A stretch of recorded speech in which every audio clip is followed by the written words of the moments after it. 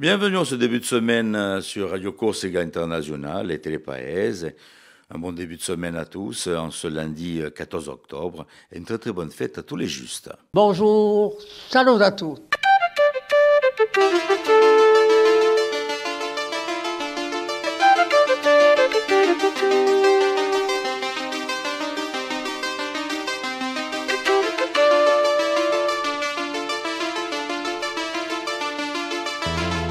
All'ascolto di Radio Corsica Internazionale, prima Radio Corsica. Siamo sempre qui. Voilà, un bon lundi à vous tous qui êtes avec nous sur Radio Corsica Internationale et sur Télépaèse. Un bon début de semaine avec un temps, on va voir ça dans quelques petites minutes avec Philippe Jam, bien sûr avec nos chroniqueurs et nos rubriques habituelles pour ce début de semaine. Pour les de météo, allez, on débute avec Philippe Jam qui va nous faire un petit point sur la météo de ce jour.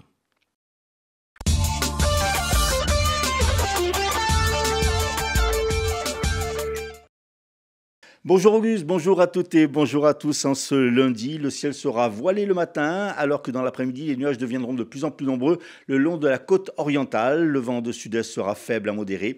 Les maximales en baisse se situeront entre 18 et 24 degrés. Merci Philippe. Un petit point sur l'information de ce lundi, s'il vous plaît.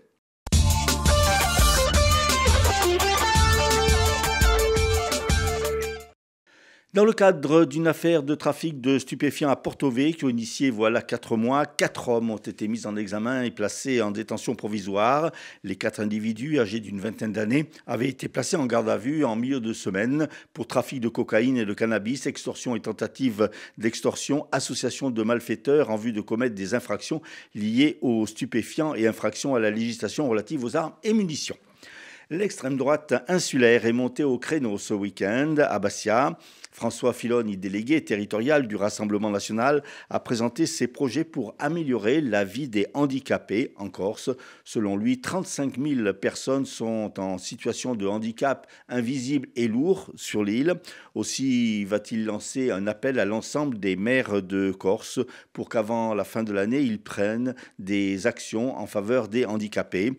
Dans sa tâche, François Filoni sera épaulé par Aude Meyer-Carbouch, qui sera en charge de la question du handicap au sein de son parti. François Filoni a également abordé le sujet de défiscalisation pour les médecins et infirmiers retraités qui reviendraient travailler dans le milieu rural pour combler les déserts médicaux.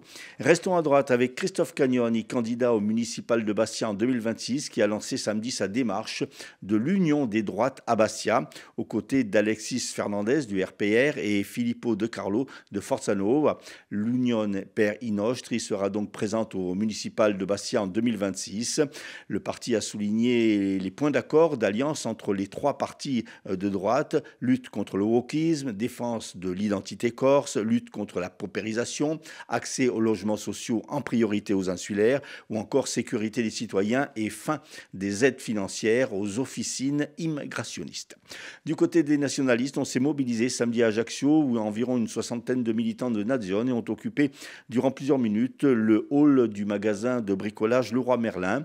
Les militants entendaient dénoncer la décorcisation des emplois dans le magasin où selon eux, un tiers seulement des 130 employés seraient corses. Dénonçant une politique discriminatoire, Nazione réclame une sélection pour embaucher localement.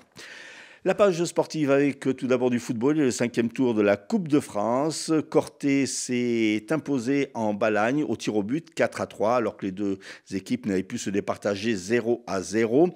Le Sud a éliminé le Gazélec d'Ajaccio au tir au but également 4-3. Les deux équipes avaient fait match nul, un but partout. Le Galea Luciano s'est qualifié aux dépens de AFA 4-2. Et la Casinca a éliminé Bonifacio 2-1. En rugby, en Régional 1, le Crabe de Balagne s'est imposé face au leader Sifour 48-12. Porto Vecchio a battu Fos-sur-Mer 41-14 et Luciana s'est incliné à Digne 52-18. En Régional 2, le RC Ajaccio s'est imposé à Saint-Laurent 28-25.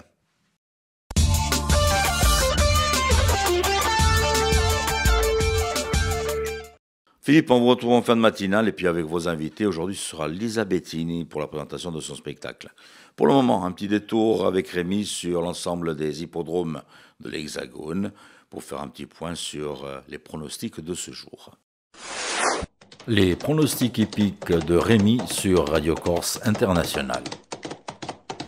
Bonjour à tous, ce lundi dans les bons coups du jour, nous serons sur l'hippodrome de Saint-Cloud pour le Quintet. Je vais y retenir le numéro 11 Terre de Guerre qui ne devrait pas sortir des premières places. Passons à la réunion d'Anguin où dans la première, le 5 Lord de Vandel devrait lutter pour la victoire. Tout comme dans la 6e, le numéro 4 Mewtwo. Bon jeu à tous. Événement exceptionnel ce 20 octobre sur l'hippodrome de Cazzarillo du côté de Prone di Viomorbo. Une réunion premium organisée par le PMU et France Gallo ainsi qu'Equidia. Cette réunion support d'enjeux nationaux sera dès lors largement suivie, notamment grâce à sa diffusion sur la chaîne Equidia et son relais dans tous les PMU de l'Hexagone. De nombreuses animations prévues donc pour cette réunion sur l'hippodrome de Cazzarillo ce dimanche 20 octobre à partir de 10h pour cette réunion avec 5 courses de galop et 2 de trot. Votre horoscope, c'est Paxi qui vient nous rejoindre, l'horoscope de ce début de semaine.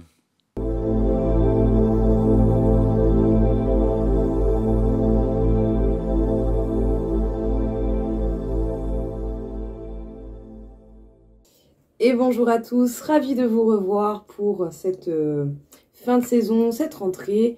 En tout cas, on va voir pour ce lundi ce que l'on a à vous annoncer. Les béliers, vous allez faire preuve d'une grande intransigeance pour pouvoir essayer de récupérer un équilibre entre vie personnelle et vie professionnelle. Les taureaux, faites preuve d'indulgence avec vous-même, vos limites, ne soyez pas non plus trop intransigeant ou trop tyrannique avec votre propre personne. Les gémeaux, vous n'aurez pas forcément trop la tête à penser à l'amour ou à la réalisation de certains projets, vous serez occupé dans d'autres plans.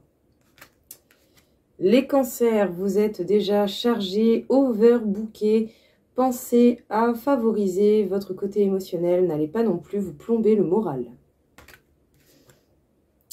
Les lions, vous avez envie de nouveautés, mais peut-être que le fait de créer de la nouveauté ou d'essayer d'aller vers de la nouveauté peut réveiller certaines craintes de la trahison du passé. Ne les laissez pas venir vous empêcher de démarrer quelque chose qui vous fera du bien. Les vierges, vous allez avoir envie de couper avec des choses qui peuvent faire mal ou avec des choses qui peuvent vous embêter, et j'ai envie de dire tant mieux. Les balances, aujourd'hui c'est un temps d'écoute pour vous-même par rapport à vos ressentis et à votre intuition. Les scorpions, la journée se promet riche de cadeaux, assez soudain. La vie va vraiment vous porter des choses auxquelles vous ne vous attendez pas. Les sagittaires, écoutez, pour ceux qui sont dans des relations sentimentales, tout baigne, ça va dans de nouvelles directions et ça fonce. Les capricornes, vous ferez ce qui est nécessaire pour votre bonheur, votre bien-être et votre équilibre. Les verseaux, vous allez chercher justement un équilibre dans de nouvelles opportunités. En tout cas, jaugez bien les choses avant de choisir l'opportunité en question. Et enfin, les poissons, vous évoluez, vous transformez, vous avancez. Mais par moments, voilà, pensez à toujours rester juste et équilibré. Faire preuve de caractère et dire la vérité, oui, mais sans non plus aller trop loin dans ses propos. Voilà tout le monde, écoutez, j'espère que ça vous aura plu. Je vous souhaite à tous une très belle journée et je vous dis à très vite. Au revoir.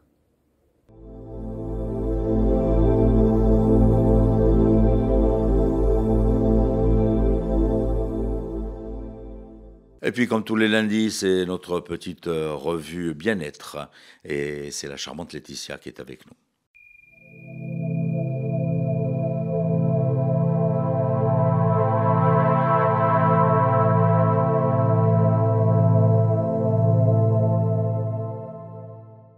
Bonjour et bienvenue dans cette chronique dédiée au bien-être. Je suis Laetitia, coach et sophrologue et aujourd'hui j'aimerais vous partager un petit exercice de respiration à faire en famille avec les enfants.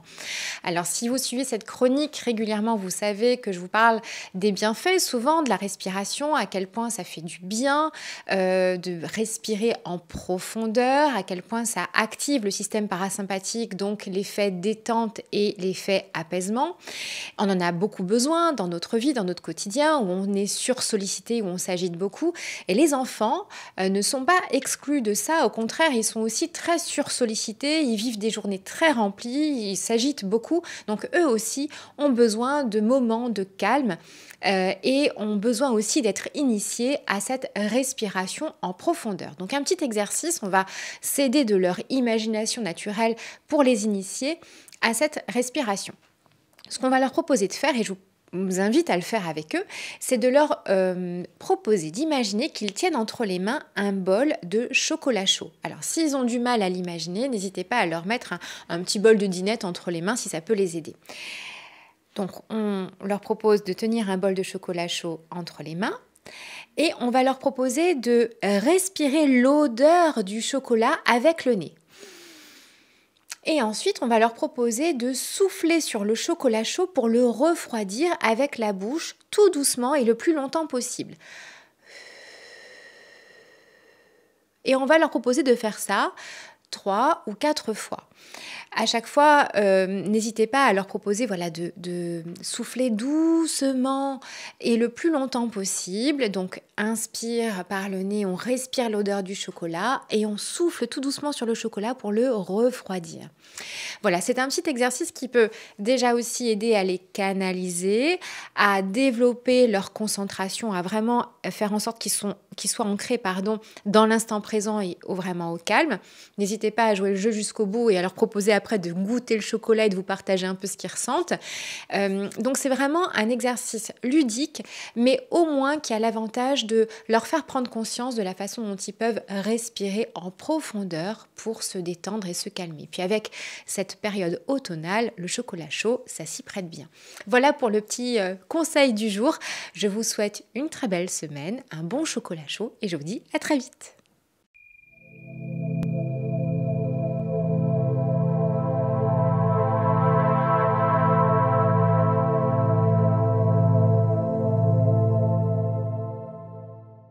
Merci Laetitia.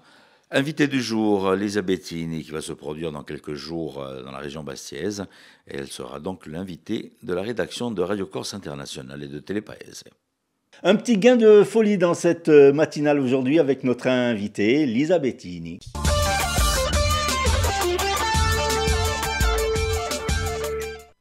Lisa, bonjour. Bonjour. Alors, je disais un petit gain de folie parce que c'est le titre de votre spectacle. C'est ça. On va en parler dans quelques instants. Comment vous êtes devenu humoriste ? Il y a quelques années, en 2016-2017, j'ai écrit un petit recueil de petites anecdotes rigolotes. Tiré par les cheveux, c'est ça ? Tiré par les cheveux, exactement. Donc, ça a été un petit livre qui est sorti, qui était tout rose, qui a eu un petit succès. J'étais très contente de son accueil. Et en fait, ça s'inscrivait pas ni dans un roman, ni dans un recueil C'était un petit peu hybride, en fait, pour tout vous dire. Et ça ressemblait un petit peu à du stand-up, mais version papier. Et c'est comme ça, après, que j'ai décidé de monter un spectacle, d'écrire un spectacle, et qui a été avorté, parce qu'il y a eu le Covid en 2020, il y a eu d'autres choses après, et puis qui a pu enfin naître l'année dernière à l'Albor, où pour la première fois, grâce à Frédéric Balbino, qui m'a gentiment invité un soir à l'Albor. C'était la grande première.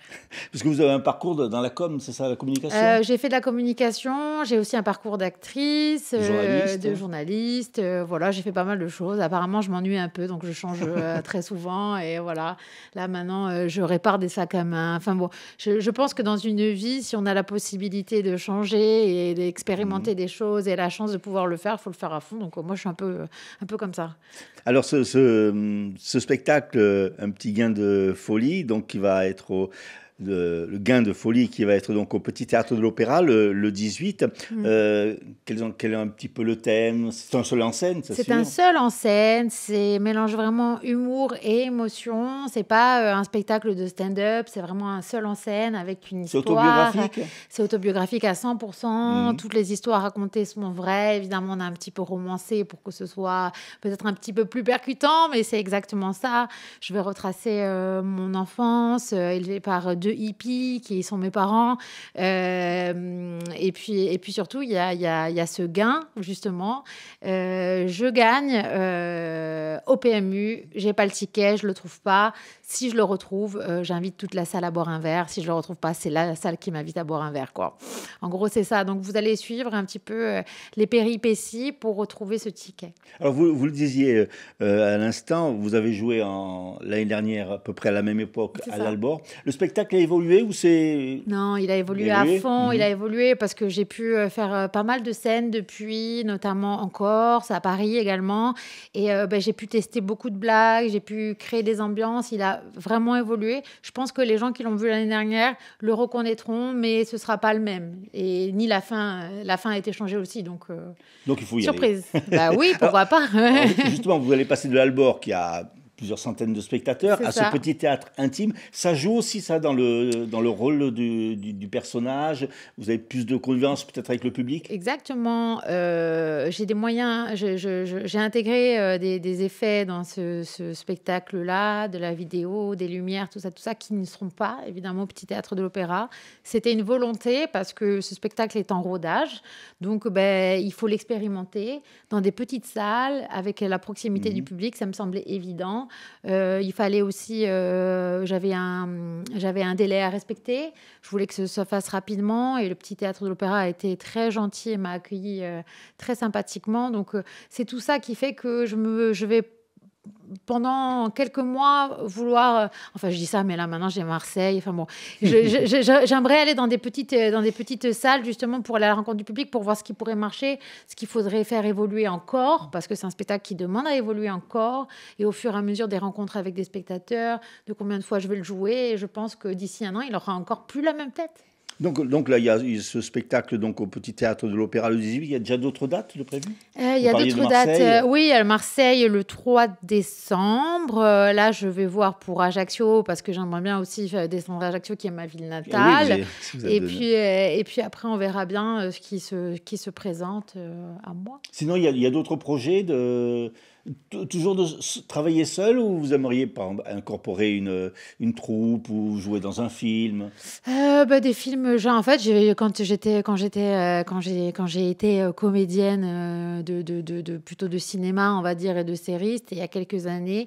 Je pense que généralement les gens qui font de l'humour, je pense que c'est une finalité de faire du cinéma. Moi, j'ai eu une petite expérience en cinéma, en série, tout ça. Il y a une dure réalité qui est le casting. Il y a une dure réalité qu'il faut correspondre à un temps, un rôle, à une mode aussi, etc., etc. Il faut être vraiment resté dans le coup, avoir un agent, rien louper, se montrer, avoir toujours de la nouveauté. Je crois que ça me correspond un peu plus. Je l'ai fait. J'ai plus trop envie. S'il y a des choses qui se passent et des opportunités qui se passent, qui se présentent à moi, avec grand plaisir.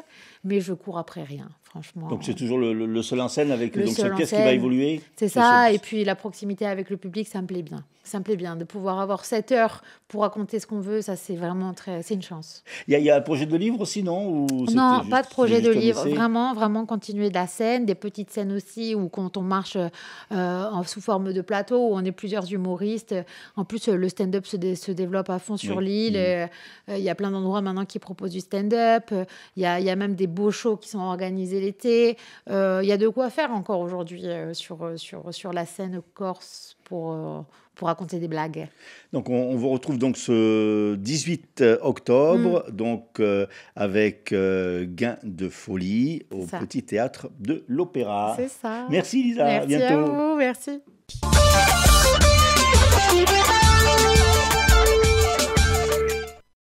Voilà, rendez-vous à ne pas manquer. Puis d'autres rendez-vous avec l'agenda.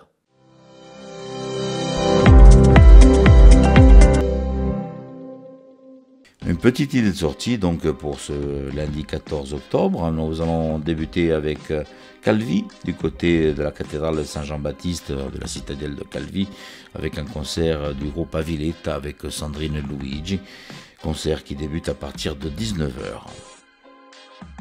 Cette fois-ci, on ira faire un petit détour du côté de Popriano. À Popriano, donc, les chœurs de Sartène seront en concert donc à l'église de la Miséricorde de Pobria, bien sûr avec les chœurs de Jean-Paul Poletti et les chœurs de Sartène au rendez-vous. Et ce sera donc à partir de 19h aussi, donc pour le début donc de cette représentation. Nous restons dans le sud, du côté de Bonifacio. On s'en va du côté de l'église Saint-Dominique pour retrouver le groupe polyphonique L'Alba qui vous propose donc une belle représentation à partir de 19h. On revient du côté de la Balagne, du côté d'Île-Rousse, où nous allons retrouver i Campagnoli en concert. Et Campagnoli donc qui seront dans l'église de la Miséricorde, donc de l'Isola. Et c'est à partir de 18h30 donc pour retrouver le groupe i Campagnoli. C'est l'ouverture ce jour donc de Bastia Ville Digitale, c'est la 14e édition donc de ce festival. La plupart des représentations et des animations qui vont se dérouler du côté du centre culturel L'Albor à Bastia. Donc ouverture donc de ce festival donc aujourd'hui et cela donc jusqu'au 19 octobre.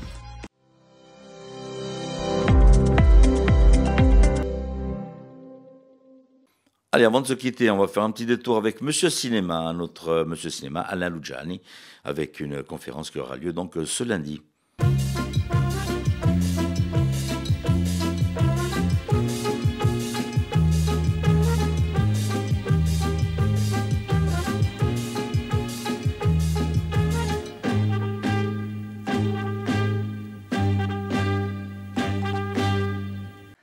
Amici di Usinema, vi saluto. Allez, fermez vos yeux, broyage, flashback. Nous sommes le 31 mai 1950. Joseph Mankiewicz, le futur cinéaste de La Comtesse aux pieds nus et de Cléopâtre, vient d'être élu président du syndicat des cinéastes américains. Une élection dans la douleur, façon psychodrame. The loser is, le perdant, c'est Cécile B2000, le futur cinéaste des 10 commandements. Le contexte est explosif. C'est celui de la chasse aux sorcières, de la fameuse chasse aux sorcières, c'est-à-dire du rejet de tout ce qui peut ressembler de près ou de loin à un homme ou une femme de gauche. Cécile B2000 ne s'avoue pas battu. Il prépare sa revanche. Lui, le défenseur des vraies valeurs américaines, ne peut pas laisser un Polac gauchiste à la tête du syndicat. Le match retour se joue 6 mois plus tard, à l'occasion d'une nouvelle Assemblée générale. 600 cinéastes sont présents, tout Hollywood, en 2 camps irréconciliables, les pro-Mankiewicz et les anti-Mankiewicz. Cécile B2000 prend la parole. Dans son discours, il cite les noms de tous ceux qui veulent nous empêcher de faire notre devoir de vrais Américains. Il insiste particulièrement sur la consonance juive de certains noms. L'ambiance devient détestable. Fritz Lang prend la parole pour affirmer que pour la première fois depuis son arrivée en Amérique, il a peur. Il a peur parce qu'il parle anglais avec un accent. La suite de l'Assemblée générale, c'est Joseph Mankiewicz lui-même qui nous la raconte. Je savais que ce soir-là, un homme ferait pencher la salle, d'un côté ou de l'autre. Il était là avec ses lunettes noires, assis par terre, coiffé d'une casquette et des chaussures de tennis aux pieds. Il mâchonnait un mouchoir et fumait sa pipe. Vers 2h du matin, l'homme au mouchoir et la pipe lève la main pour demander la parole. Il se présente. Je m'appelle John Ford et je fais des westerns. Il s'adresse à Cécile B2000. Cécile, je vous connais depuis 1916. Vous faites des films formidables qui enchantent le monde entier. Et pour cela, je vous respecte. Puis, il change de voix. Oui, je vous respecte, mais je ne vous aime pas. Je n'aime rien de ce que vous défendez et de ce que vous représentez. Joe Mankiewicz a été diffamé. Je propose immédiatement que vous et tout le conseil d'administration, vous démissionniez pour laisser le Polac à la tête du syndicat et que nous rentrions tous chez nous. La proposition de John Ford fut adoptée. Joe Mankiewicz, le très progressiste Joe Mankiewicz, était sorti vainqueur de son combat contre le très réactionnaire Cécile B2000. Mais, la chasse aux sorcières ne faisait que commencer. Abrosima.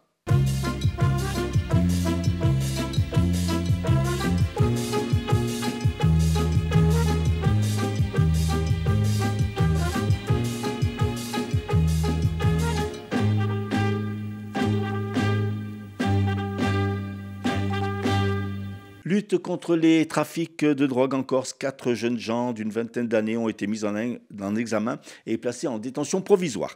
Les partis d'extrême droite se sont mobilisés ce week-end à Bastia. François Filoni du RN a présenté ses projets pour améliorer la vie des personnes handicapées en Corse. De leur côté, Christophe Cagnoni, candidat au municipal de Bastia en 2026, Alexis Fernandez et Filippo De Carlo ont présenté un nouveau parti, l'Unione per i Nostri. Et puis à Ajaccio, les nationalistes de Nazione ont dénoncé la décorcisation des emplois au magasin Leroy Merlin.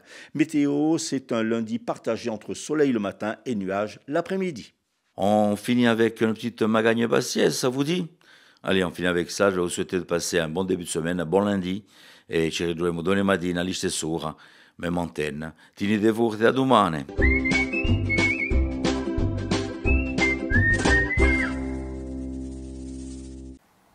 Un giorno c'era un corso che era finito di lavorare in continente e due abbiati ritirati. E os amici gli dice, dimmi un po', ci ritorno in Corsa? E dice, sicuro che ritorno in casa mia, ritorno nel mio paese. Dice, je pourrais venire en vacances chez toi. Dice, sicuro, Briane. Sto accanto a corte, il mio tuo paesone, questi, arrivi, c'è una grande chiesa, una casuccia, e quando arrivi da me, picchia chaque un grande garcio da porta. E perché je dois donner un grand coup de pied dans la porte? Perché? Tutti bene racciaiude.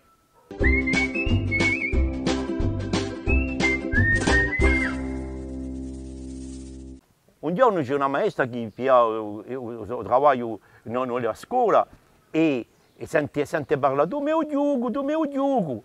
E non è mica contenta perché sai, un'amica sente i cognomi, perché questi cognomi mi seguono tutta una vita. E quando si entrano in scuola, ella dice, ascoltate, non voglio mica sentire Roberto o Storto e il mio Giugo, perché non è mica normale, non è mica di vanno a fare così. Allora, e poi domenica, quando si parla di voi, puoi dire rizzabi, e sto a ritmo, madama.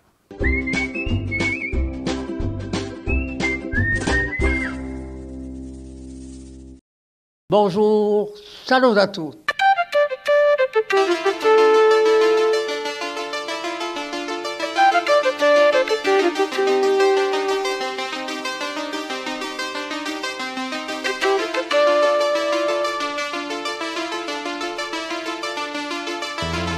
All'ascolto di Radio Corsica Internazionale, prima Radio Corsica. Siamo sempre qui.